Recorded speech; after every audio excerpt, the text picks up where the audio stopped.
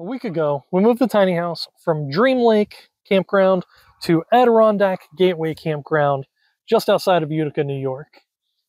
We're staying here for 1 week, and so far has been an absolutely peaceful stay with a super easy setup. But we're going to do a quick breakdown of 10 components of the campground, including price, internet, pets, how clean the bathrooms are, the local amenities, food, shopping, all that fun jazz. So stick around, and I'll tell you whether or not you should stay at Adirondack Gateway Campground.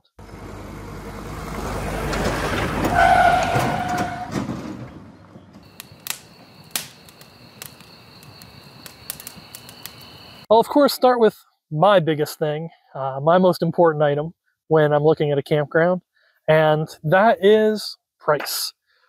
The price on this campground I thought was pretty good for upstate New York, which is absolutely beautiful.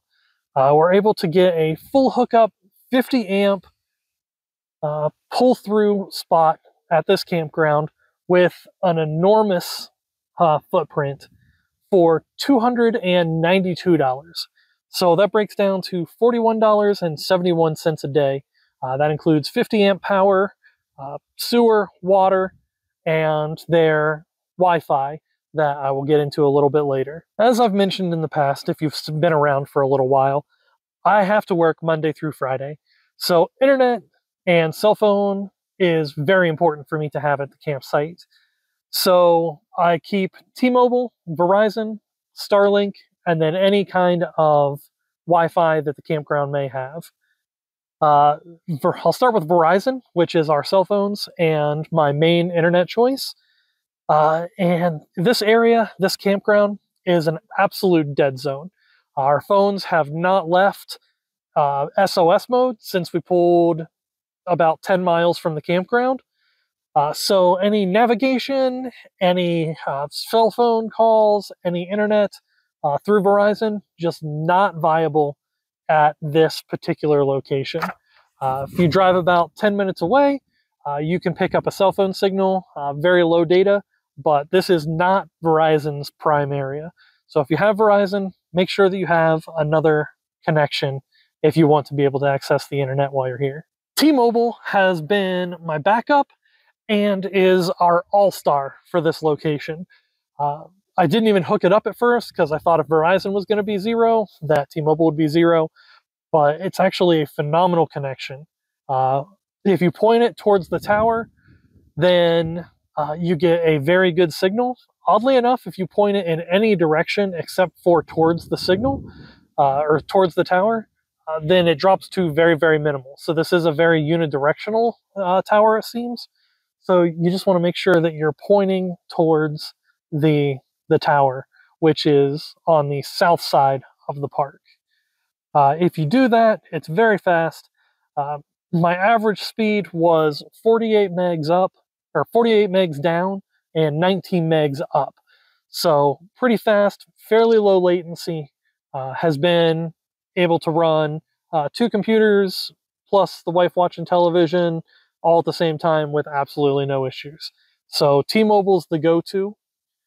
The next one is Starlink. This is a very treed covered area. The park has a tree line over on the north side with very open areas in the middle. So Starlink does get a connection if that's your only option. It does have quite a few downtimes, and the last 24 hours I had 3 downtimes between 5 and 15 seconds, 11 that were 2 or more seconds, and the average speed is 7 megs down with 3 megs up. So it's enough if you need to shoot off a couple emails or you just want to watch a movie that requires some streaming. You can make Starlink work, but very unlikely that you're going to be able to do video calls or anything like that in using the Starlink connection. The final option that you have at this campground is they do have a free Wi-Fi connection using their campground Wi-Fi. I did some metering of that connection, and it's about 3 megs down and 3 megs up. So again, it's usable in a pinch, but you're not going to be playing any video games. You're not going to be streaming any high definition movies, making any voice calls, anything to that effect. So it will work in a pinch, but for the main part, T-Mobile and maybe Starlink are going to be your best options if you do need the internet. One thing that I do think is worth mentioning, not internet related, but since this is a dead zone for Verizon and a lot of the internets are kind of hit or miss, they do have a payphone on site. So if you do need to make a phone call and you don't want to drive into town about 10 minutes to get a signal, they do have a payphone back by the bathrooms. So that is something that I haven't run into in a lot of campgrounds, but is there if you do need to make a phone call. Another very important thing to us is the setup for pets. This campground is very lax with the rules. They do require vaccination records. She did ask for those when we pulled in, which I actually think is a huge plus. I like to know that all the other animals at the campground also have their vaccinations. There's tons of green space here. So Harley has loved going on walks. There's trails at the back of the campground that we can just walk into the forest, and it's just miles and miles of trails that are back there. If you want something closer at the front of the campground, there's just kind of an area that may have been parking spots at one point, but do not seem to be used currently. They have a orange cone on them. So I do some of the walking for Harley up there. And then I see tons of people making this loop. The campground is just one large loop in the camping area. So I see people walking their dogs all the time. Several people have them here, and they seem very content. Doesn't seem to bother anyone. And pets seem to have a really good time. So Harley is loving having that here.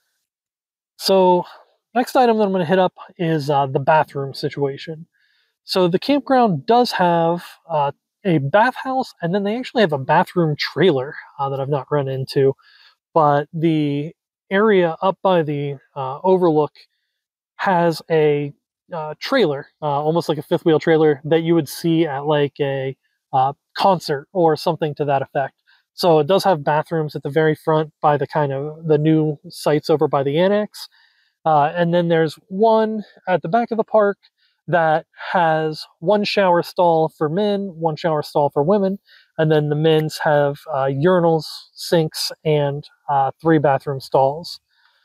It is an older setup in the bathrooms. They're fully functional, and they get plenty of hot water, great water pressure, but it is an older scenario. One thing that I think is worth mentioning is the toilets in the bathroom are very, very low. Think squatty potty setup where your knees are raised. It's not a huge deal for me, but I would think that if you're traveling with someone that has a little bit more mobility issues, someone who's physically handicapped, or someone who's a little bit older that has a hard time getting up and down, the bathrooms may be a little bit difficult to traverse. But that also isn't a huge issue in my mind due to having full hookups at almost all of the spots. So with the sewer hookups, it isn't a huge deal, but I did think it was worth mentioning so that you're prepared if that happens to you. Of course, no review is complete without going over the amenities of the campground. So the main amenity that I think a lot of people look for is, do they have a pool? And they actually do have a very nice pool here. It is an in-ground pool, and they cover it when it's not in use so that it doesn't cool down at night. And then they also have one of those passive solar heaters set up over on the side. So the pool's a very good temperature if you're looking to get into it. Even when the nights are getting down into the 60s, the pool maintains a very nice 75, 80 degree temperature. So you're not jumping into a freezing swimming pool like we had at the last campground. In addition to the pool, something that I've not had at any of my campgrounds previously is they have a driving range. It's essentially just a gigantic field with a fence line that shows you where to drive from and 50-yard markers up to, I think, 250 meters or 250 yards. So, uh, kind of a specialty thing, but if golf is your thing, uh, it's absolutely free.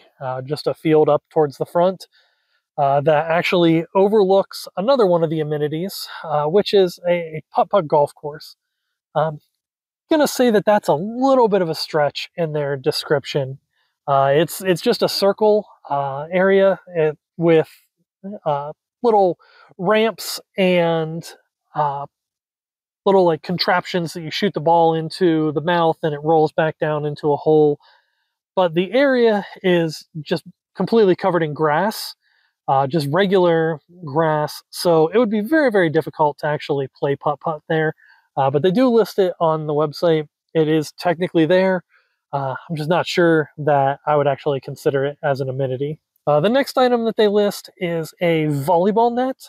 There is a volleyball net. Again, it's just a grassed area, so not as important as the putt-putt area, but it is just a grass area with a volleyball net. Send the kids over there, play some volleyball, and they'll get along great. Uh, I have seen quite a few dogs up there. I walked the dog through there, and I didn't see any messes, but that's definitely something to keep an eye on because there's nothing to separate it from the rest of the green area. So it could very easily become a dog ground during the busier season. Uh, and one of the other things that I'm not really sure is an actual amenity, but it is listed on the site, and I did see it, is they do have 3 ponds, 2 of which are catch and release. Those are on the hiking trails at the back of the park. Getting to those is not difficult. They do have a map that they give you when you first get here that shows where those are, but the edges of the pond are very, very overgrown. Kind of stood and watched the pond for a little while to see if I could see any fish in there. I did not see any fish. The host did mention that a lot of the wildlife around here loves to pull the fish out of the pond, so that it may not be as well stocked as it usually is. So again, take that with a grain of salt. It is back there. There is a pond. The dog loved drinking out of it. There may be fish in there, but I wasn't able to see any. So again, an amenity that they list that is just kind of taken with a grain of salt. The next thing I'm going to cover is how quality are the sites. I know that that's obviously a big one, and you never really know until you get there. The sites that you're looking to get into, if you're going to be here for a day up through a couple weeks, are very level, especially the pull-through sites. We were able to get level with no leveling side to side.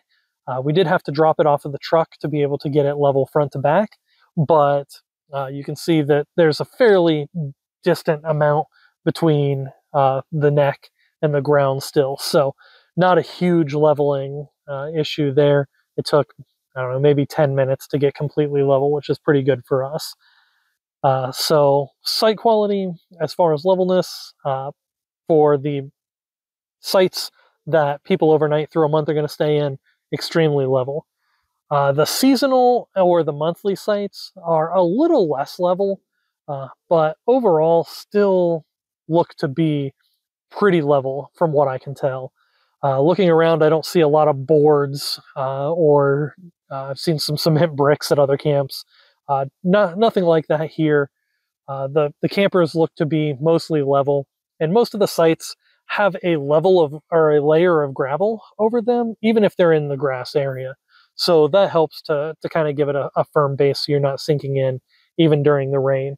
So overall, the site quality as far as level, even from daily all the way up through seasonals, is very nice.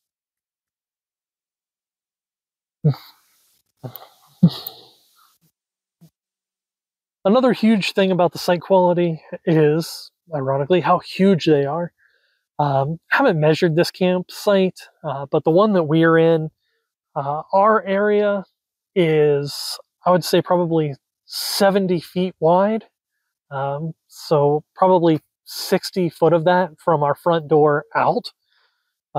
And then it was wide enough for us to pull the truck, the house, and the car all in. So probably about a 50, 55 foot long as you pull into it. So just absolutely enormous sites that you get, especially with the pull-through spots. But even with some of the overnight spots that are back in, still very large spots, may get a little bit more cramped as people are, as the site's filling up. I hear it does get quite busy here in the summertime when school lets out. This is a very popular destination for people to bring their families during the week. But school's still in right now. The park's about half full, and the sites are just enormous. So that's definitely a huge bonus for how cheap it is with the full hookups. No fat kid review of a campground is complete without telling you if there's any food nearby and if that food is quality. So, of course, I've scoped out that scene and found that the campground is about 25 minutes from really any food. There's a smaller town that I didn't find anything worthwhile in, about 15 minutes away. But Utica is going to be your main stop for food, and that is about a 25-minute drive from the campground. The bright side is that Utica has really quality options.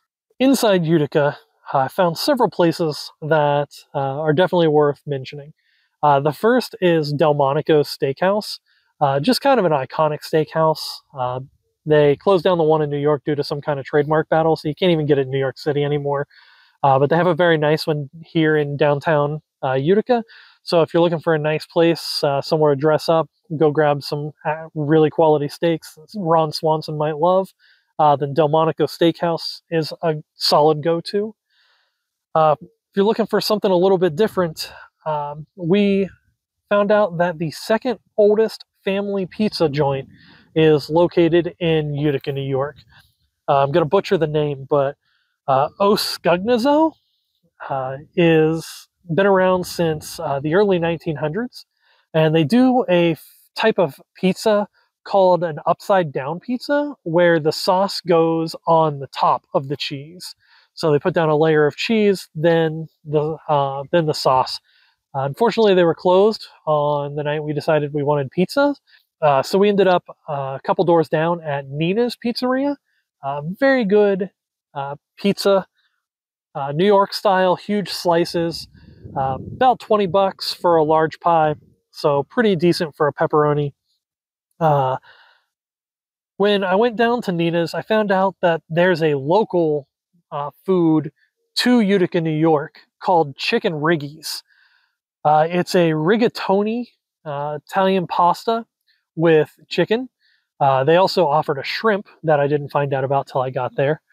But a chicken rigatoni with a cream sauce that was a little bit spicy, served with black olives, peppers, onions, and mushrooms. I quite enjoyed it. Angel wasn't a huge fan. It was a little too spicy for her, and she didn't think that the other flavors in it were as good. I ate it that night. Angel ate some, and then I had enough left over for lunch the next day for their $16 portion. So very good portion sizes, but a little bit pricey if you're just wanting to try it. But highly recommend if you're looking for something a little bit different than pizza. They also have garlic rings at Nina's garlic rings for 75 cents, and they looked amazing.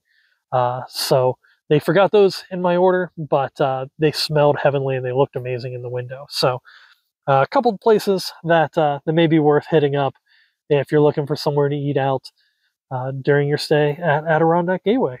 Since there's not a lot of food options around here, shopping and grocery shopping is more important than ever.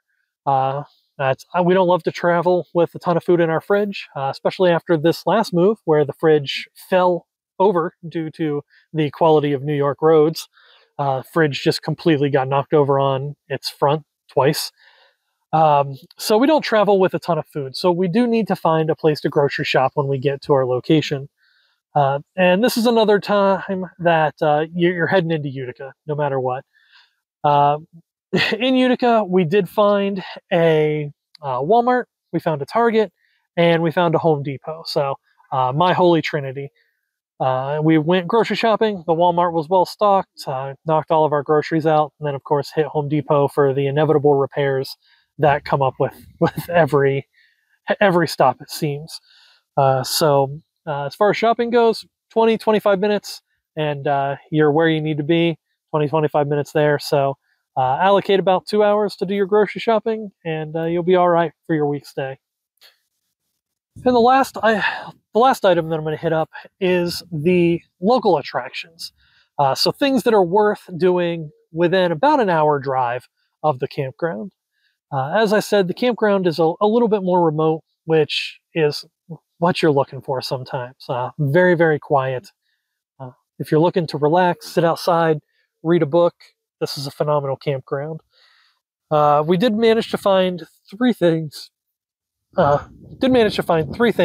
Within an hour drive that I think are worth going to check out. The closest one is the Black Creek State Forest, is only a 7-minute drive. So that's another place with tons of hiking trails, beautiful views, just some place to get out, stretch the legs, and just get away from home. Even though home is very rural, gets you out and moving. So no admission fee to that one. Just go walk the dog, enjoy the Black Creek State Forest. Next closest, which I wasn't sure that I was going to enjoy when Angel suggested it, but ended up being a ton of fun, is the Herkimer Mines. So Herkimer is a small town about 25 minutes from here. GPS put it as 22 minutes from this spot. And a special type of quartz had been found growing inside of the rocks in Herkimer. It's specific to that area, so they become known as Herkimer diamonds. And of course, that has been commercialized, and several places have created Herkimer diamond mines. Now, caveat that they tell you, I'll tell you, they're not diamonds. They're a specialty quartz. They're very pretty, and they're a ton of fun to mine. But they're not diamonds, so don't get your hopes up there. But you go, it's $28 for an adult, I think $23 for children. And they give you a hammer and Ziploc baggies and access to their quarries. They have 3 quarries at the Herkimer Mines location that we went to, which was also a KOA, it turns out. So if you're looking for a little bit different place to stay, the Herkimer Mines KOA looked very nice and had that right across the street. But they give you the hammer and a quick video that you can watch that shows you how to mine the diamonds, and then send you out to work in the direct sunlight with no shade. We headed to the very back and just picked a random spot, started crushing rocks, and just with the instructional video, we were able to find 3 or 4 diamonds about this big, plus several small pieces, in about a 2-hour time frame, which is what we wanted to do due to the heat and the direct sun just beating down on you. So they do allow you to bring shade. If you want to bring any shade, make sure you bring water. We ended up purchasing a chisel, but we bought the last one that they had. So if you have any chisels laying around that you don't mind hitting rocks with, some of those diamonds are very hard to get out of the rocks, but it ended up being an absolute blast. And then on the way out, there's a little shop where they will take any of the Herkimer diamonds that you found, clean them up a little bit, and then turn them into jewelry. So that ranged from $20 to $40 to have them do that. And we did that with one of the necklaces. They just put it into a cheap gold chain, but it was a quick and easy way to make sure that we don't lose them all as we start moving around. Especially for small children, another $20 investment, you end up with a necklace, they're gonna love that kind of stuff. So just an all-around fun experience for under $100 for a family. You can get in and out easily, and you can spend up to 8 hours there. Their hours right now are from 9 to 5. If you get there at 9, they have no limit. You can stay there until 5 o'clock when they close it down. So that's a lot of fun. Again, 22 minutes away from the campground. Definitely worth checking out if you're in the area, because you can't find it anywhere else. The very last thing that I found to do happened by accident, actually. Was driving into Utica to grab some dinner and missed my exit to Utica. And the next stop was over 15 minutes away, the next off-ramp was. And that off-ramp was to the Turning Stone Casino. One thing I can never say no to is a good game of blackjack. So headed inside and checked out the casino. And it was a very, very nice casino. Table minimums were a little high. $25 minimums at the blackjack. Not my favorite thing in the world, but made it work. And tons of slots, roulette, craps, tables, everything in a full casino that you could look at, as well as buffet, 3 or 4 different restaurants. There's a hotel attached. So all kinds of fun things to do if you're looking to just get away from here, have a little adult entertainment.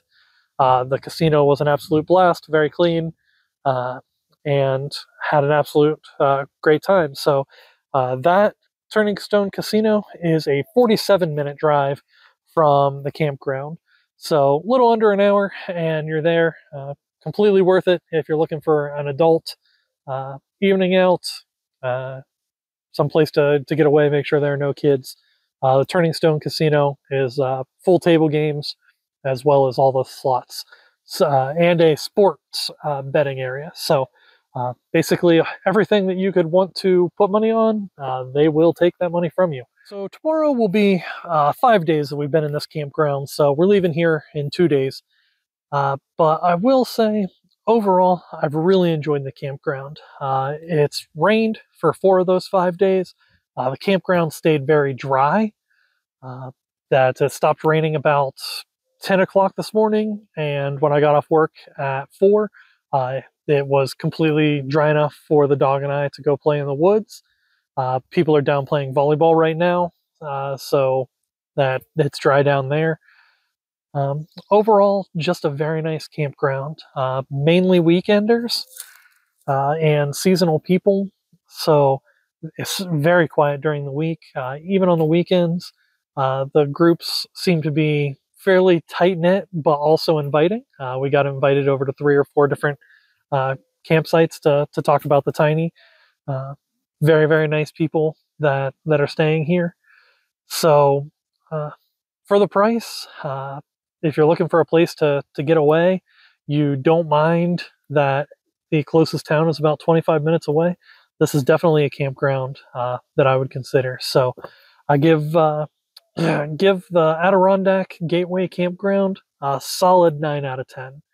It's a very nice campground. Hosts are fantastic, and I would definitely stay here again. So if you're new and you haven't seen any of our videos, we're the Tiny House Travelers.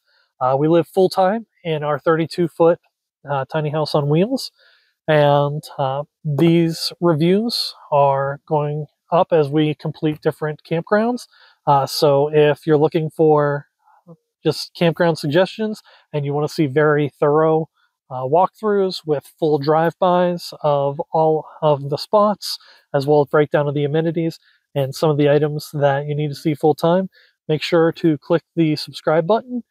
If you found any useful information in this video, make sure to click the like button. That'll suggest it to others, which hopefully will drive people over here to the Adirondack Gateway Campground, so that the wonderful hosts here can get the recognition and the income generated that they deserve.